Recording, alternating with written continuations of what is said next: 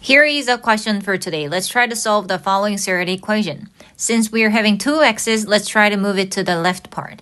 So 2 root 3x minus root 3x equals to 9. Can you recognize that we can simplify the left part?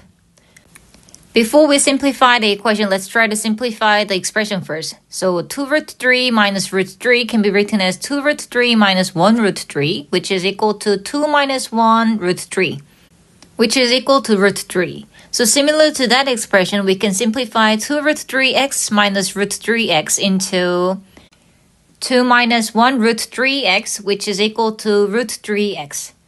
So that means we can simplify the left part of the equation into root 3x, which is equal to 9. Therefore, root 3 times by x is equal to 9.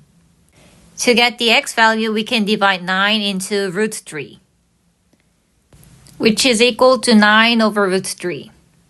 So don't forget, we have to still simplify using rationalization. So multiply by root 3 over root 3, which is equal to 9 root 3 over 3. Simplify the integer, then the answer is 3 root 3.